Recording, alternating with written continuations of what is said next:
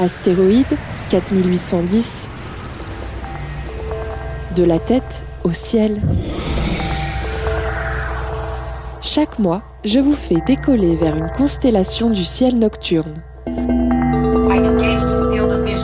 Je vous raconte son histoire, ses mythes, ses légendes et vous entraîne à la découverte des objets célestes qu'elle recèle. My code name is Project 2501. Industrial espionage and intelligence manipulation. La constellation du Dragon est la 8e plus grande constellation du ciel de l'hémisphère nord. Malgré cela, elle ne contient pas d'étoiles très brillantes. Il faut de bonnes conditions pour la tracer correctement. Par bonnes conditions, j'entends un lieu sombre, éloigné de la pollution lumineuse de la ville et éviter les jours de lune gibbeuse et pleine. Ce mois-ci, la pleine lune a lieu le 18 mars, donc la meilleure période pour observer le ciel sera en début et fin de mois. La constellation du Dragon est toutefois facilement repérable, car elle est entre deux constellations dont je vous ai parlé le mois dernier, la Grande et la Petite Ourse. Le plus simple selon moi est de partir du bout de sa queue qui se situe entre les deux ours. Puis, le dragon semble s'enrouler autour de la tête de la Petite Ourse pour ensuite redescendre vers la constellation de la Lyre. Sa tête en forme de losange se situe en effet juste au-dessus de l'étoile principale et très brillante de la Lyre, l'étoile Vega.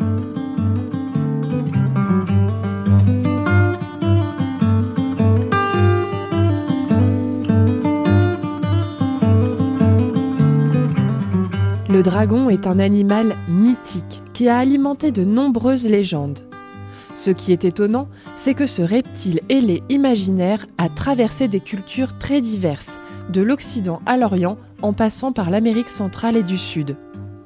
Il est très difficile de déterminer une origine géographique ou historique, les scientifiques sont partagés. Fossiles de dinosaures, reptiles et pourquoi pas origine extraterrestre. On a retrouvé en Mongolie des représentations de dragons qui dataient du IVe siècle avant Jésus-Christ. Une autre a été retrouvée sur les murs de la porte d'Istar à Babylone, en actuel Irak, et daterait d'il y a 2500 ans. Dans la culture occidentale, il est souvent représenté comme étant une imposante créature reptilienne ailée et crachant le feu. Il est également symbole des forces naturelles qu'il faut dompter. Bon nombre de dieux et héros ont dû les combattre pour rétablir l'ordre du monde et sauver des populations ou des princesses. Dans la religion chrétienne, il incarne le mal absolu.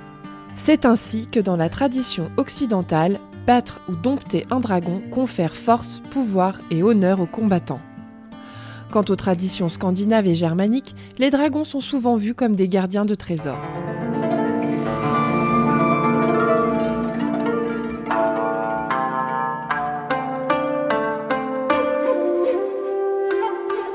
Le dragon oriental est radicalement différent du dragon européen, tant par son aspect plus fin et rarement ailé que par son caractère moins malfaisant. La symbolique accordée en Asie se distingue de celle maléfique qu'on lui prête en Europe. Il représente les forces de la nature qui créent l'harmonie et l'équilibre du monde, ce qui fait de lui-même un être puissant qui peut être dangereux mais pas mauvais. Il est très souvent associé aux éléments et dans les différents panthéons asiatiques tient souvent le rôle de gardien des possessions divines, de messager des dieux et de guide pour les humains. Le dragon est également un symbole d'immortalité, de persévérance, de réussite et de force.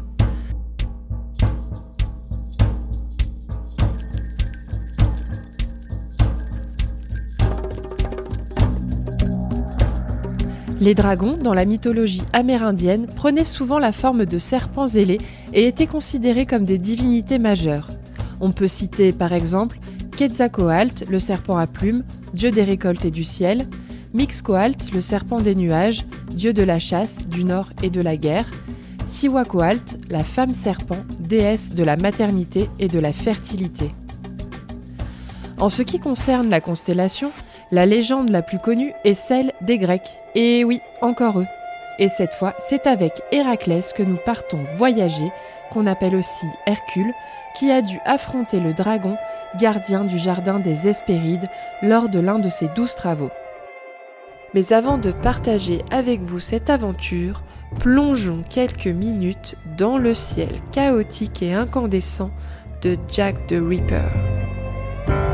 All stars are shining, shining from the sky. You're the spotlight, you're the sunlight. Can you see they're getting high on you? All stars shining, shining in your eyes. You're the spotlight, you're the sunlight. Can you see they're getting high on you?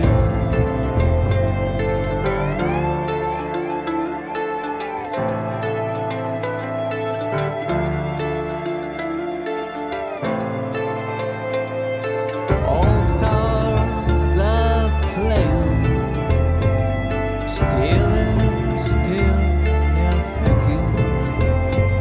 You're the spotlight, you're the sunlight. Can you see they're getting high on you? Burning flames, in the space, little star.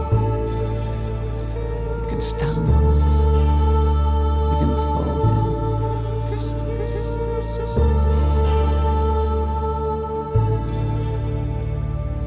Planets and comets are falling from the sky.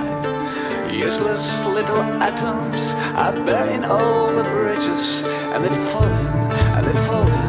I see many men that fall. Come on, little comets, we'll love to see you go. Poets and comets are falling from beyond. Lucy has died for a dance in the sky. And they shine, and they shine. I see many men that fall. Come on, little comets, we'll love to see you go.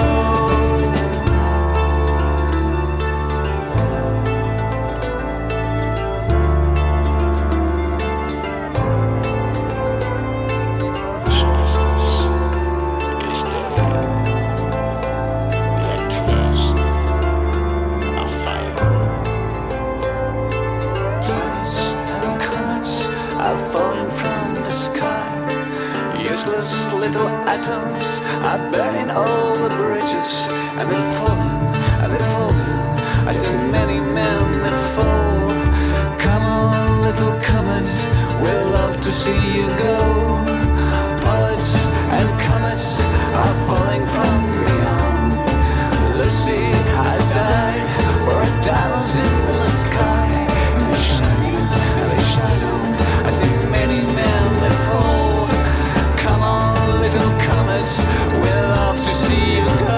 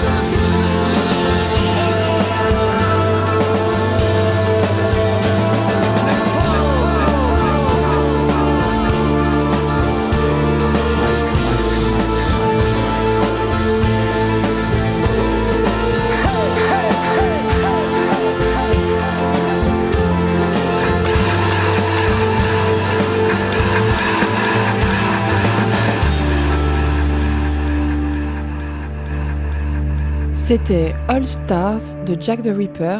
Vous êtes sur Globule Radio. Bienvenue sur mon astéroïde 4810.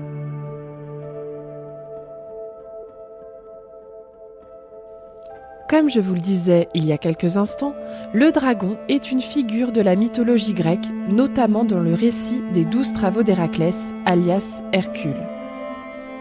Lorsque Zeus épousa Héra, les dieux leur firent des présents de noces. Celui de la terre fut des pommes d'or, si belles que Héra ne put s'empêcher de les admirer et d'en faire planter l'arbre dans le jardin des dieux, près du mont Atlas. Comme les filles d'Atlas en détachaient toujours quelques fruits, Héra fit garder l'arbre par un dragon redoutable, d'une énorme grandeur, se présentant comme un immense serpent avec 100 têtes et toutes sortes de voix. Chercher à s'emparer des pommes d'or, pour un mortel, c'était partir pour un voyage sans fin et sans espoir. Et c'est pourtant ce que fit Héraclès au cours d'un incroyable périple. Fils de Zeus et de la reine de Thèbes Alcmène, Héraclès est poursuivi depuis sa naissance par la haine d'Héra, furieuse d'avoir été trompée par son mari. Une nuit, la déesse envoie 2 serpents pour tuer l'enfant, nommé Alcide. Celui-ci découvre alors sa force extraordinaire et se débarrasse des 2 vipères. Afin d'apaiser sa femme, Zeus décide de le renommer Héraclès, ce qui signifie « gloire d'Héra ». Dans un moment de folie inspiré par la déesse, Héraclès tue sa femme Mégara et ses fils. Revenu à la raison, il consulte la Pythie, l'oracle de Delphes, pour savoir comment expier sa faute. Elle lui ordonne de se mettre au service de son ennemi Eurysthée et d'accomplir les tâches qu'il lui ordonnerait. Ce seront les 12 travaux, dont l'un consiste à rapporter 3 pommes d'or du jardin des Hespérides, gardées par le dragon maléfique.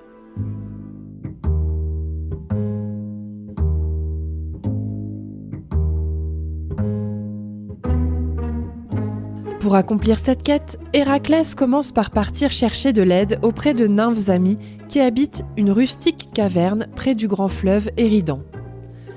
Elles le mettent en garde sur la difficulté de son voyage et sur sa fin incertaine. Elles lui conseillent d'aller voir en premier Nérée, le vieillard de la mer, un être aux formes changeantes et terrifiantes. Héraclès erre longtemps sur le bord de la mer, au pays de Nérée. Enfin, il voit le vieillard, endormi près du rivage. Sans bruit, sur le sable, le héros s'agenouille près de lui. Ses bras forts entourent le corps du vieillard, qui, réveillé, pousse des cris aigus, puis se transforme en une eau jaillissante, aveuglant Héraclès de ses gouttes glacées. Mais le héros ne desserre pas son étreinte, même quand l'eau se change en flamme. Petit à petit, le feu s'éteint, et Nérée, le vieillard de la mer, se dresse face à Héraclès. Tu as gagné, fils de Zeus. Ton courage m'oblige à te satisfaire, et je vais répondre à tes questions. Mais crois-moi, trop d'obstacles se dresseront entre ta vaillance et le jardin préféré d'Héra. Renonce à cette aventure insensée. Nérée conseille à Héraclès de prendre le chemin de Tartessos, sur la côte d'Espagne, et d'embarquer pour la Libye.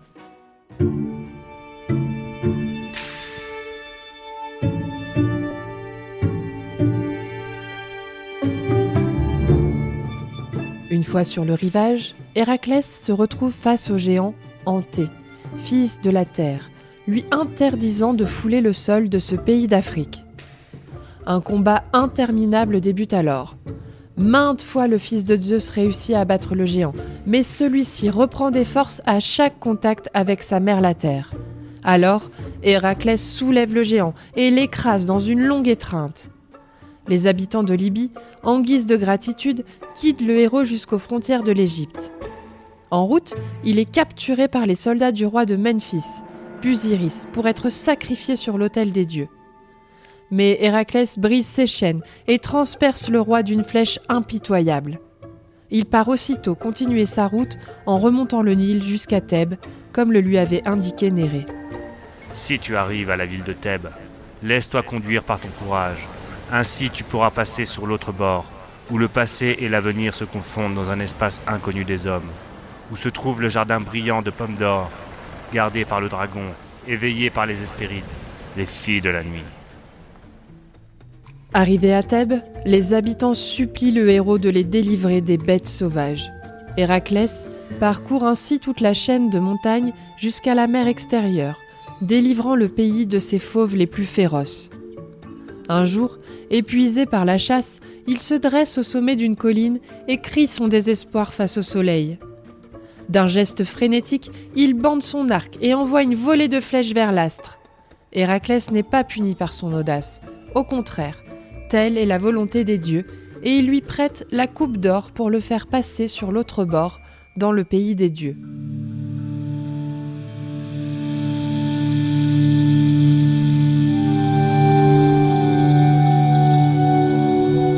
Héraclès parvient alors au début du monde, au pied d'une haute falaise noire dont la cime rocheuse touche le ciel. Au sommet, le titan Prométhée l'appelle à l'aide pour le délivrer de ses chaînes.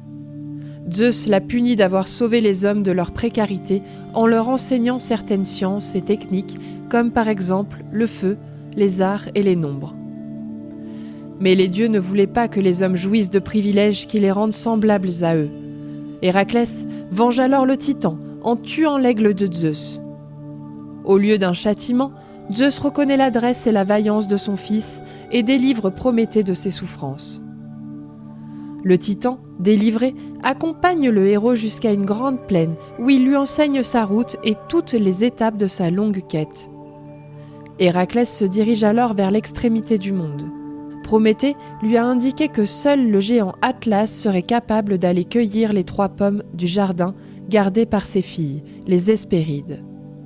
Pour cela, Héraclès doit le remplacer dans la lourde tâche qu'accomplit le géant. En effet, Atlas maintient sur sa nuque la voûte céleste tenant en équilibre le ciel et ses étoiles éloignées de la terre.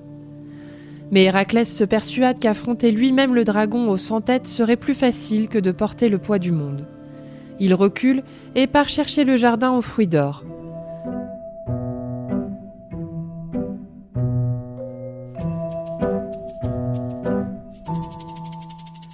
Arrivé au pied d'une colline verdoyante, il les voit, les pommes d'or, suspendues, rondes et brillantes dans le vert sombre du feuillage.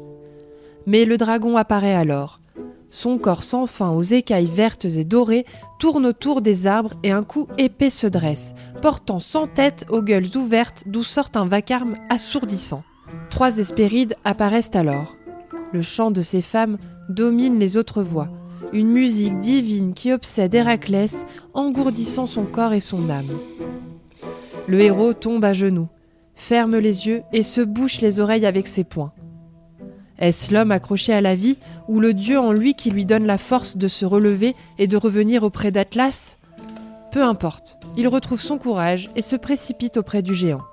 Il lui dit : « Tu t'acquittes ici d'une lourde charge et ton office est bien dur à assumer. Mais sais-tu qu'il existe une épreuve encore plus dure à surmonter ? Celle d'affronter les filles de la nuit, les Hespérides. Regarde ma force et mon courage. Je pourrais tenir le monde à ta place et je n'ai pas pu m'approcher de ce jardin. » Atlas décide de relever le défi et cède le poids du monde à Héraclès.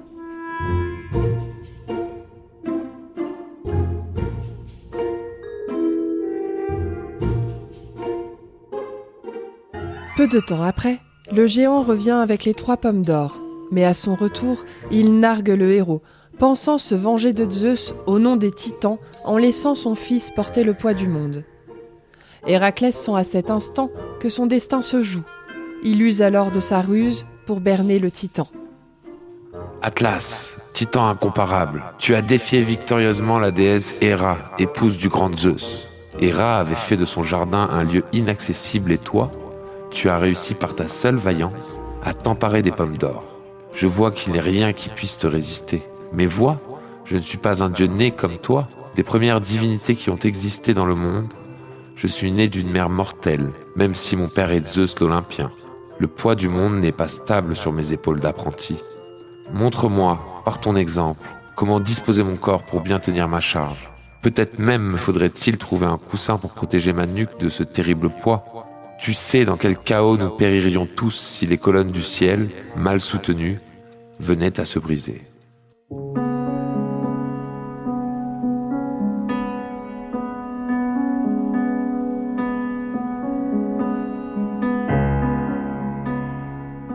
Héraclès se tait, le cœur serré d'angoisse. Et voici qu'Atlas, adouci par ce discours, remplace le héros sous les colonnes du ciel, fièrement, montrant la pose. Héraclès reprend alors confiance en son destin et s'écarte, ramasse les 3 pommes d'or et court loin d'Atlas. Plus tard, devant Eurysthée, Héraclès dépose les 3 fruits d'or. Le roi n'ose pas approcher sa main de ces fruits créés pour les dieux. Il fait signe à Héraclès de les emporter loin de son palais. Mais la colère d'Héra est terrible. Elle anéantit les plus beaux fruits de la terre et leurs jardins sublimes, laissant aux Hespérides un endroit désolé où le soleil, tous les soirs, se couche dans leurs robes de safran et de pourpre mouillées de leurs larmes. Quant au dragon, inutile désormais et muet, Héra le saisit et le lance vers la voûte céleste où elle cloue, près de l'axe du monde, sa dernière contorsion pour n'avoir pas su préserver son jardin des Hespérides. Je ne sais pas vous, mais cette longue histoire pleine de rebondissements, de combats, de ruses et de courage m'a donné envie d'écouter la danse hypnotique du serpent et de la lune de Dead Can Dance.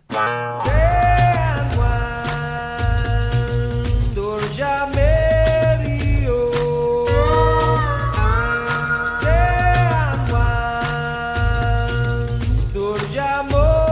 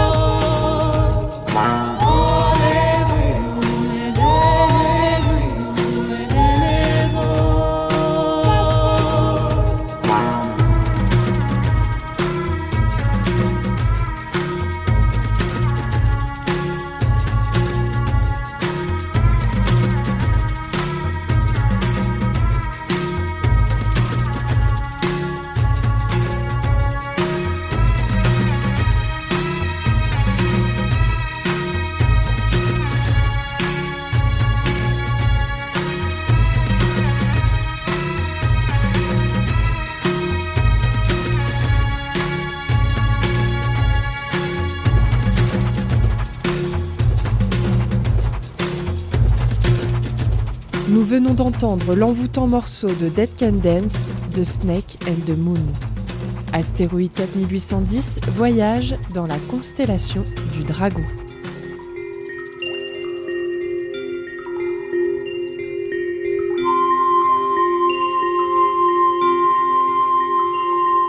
L'étoile Tuban est probablement l'étoile la plus connue de la constellation du Dragon, bien qu'il ne s'agit en aucun cas de l'étoile la plus brillante. Mais c'est à cause du phénomène de précession des équinoxes. Rappelez-vous, je vous en ai parlé le mois dernier dans l'épisode sur les grandes et petites ours. Tuban indiquait le pôle nord céleste il y a 4700 ans. Par conséquent, Tuban était l'étoile polaire lors de l'apogée de la civilisation égyptienne antique. Ainsi, les temples égyptiens étaient souvent construits en référence à cette étoile. Elle se trouve désormais à plus de 25 degrés du pôle. Le Dragon héberge la nébuleuse planétaire NGC 6543, également connue sous le nom de nébuleuse de l'œil de chat. Les nébuleuses sont des nuages interstellaires de gaz et de poussière, c'est-à-dire des pouponnières d'étoiles et de planètes. Il en existe plusieurs types, dont les nébuleuses planétaires, qui sont des coquilles de gaz éjectées par les étoiles géantes en fin de vie, qui deviennent instables et se mettent à éjecter leur couche supérieure pour ensuite devenir des naines blanches.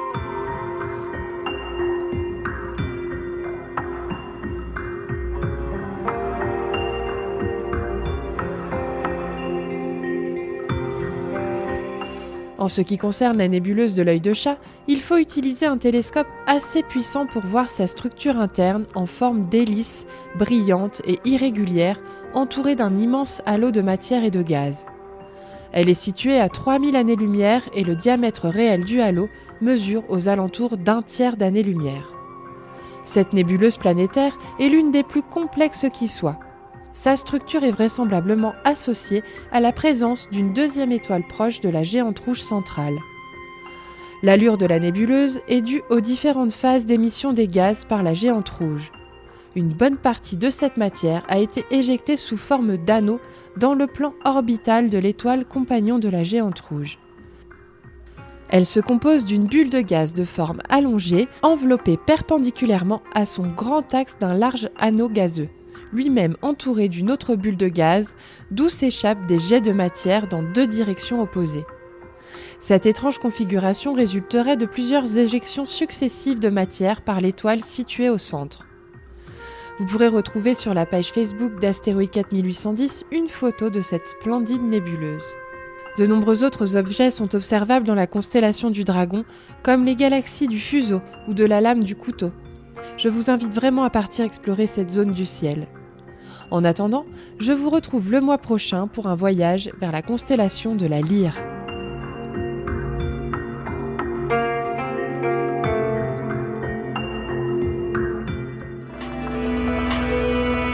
Ces chroniques sont inspirées du livre de Marie-Françoise Serre, Constellations et légendes grecques. Vous pouvez me retrouver en podcast sur globule.chamonix.radio et sur la page Facebook d'Astéroïde 4810. N'hésitez pas à laisser vos impressions, questions, suggestions et à me contacter si vous aussi vous avez la tête dans les étoiles et des envies de projets autour de l'astronomie.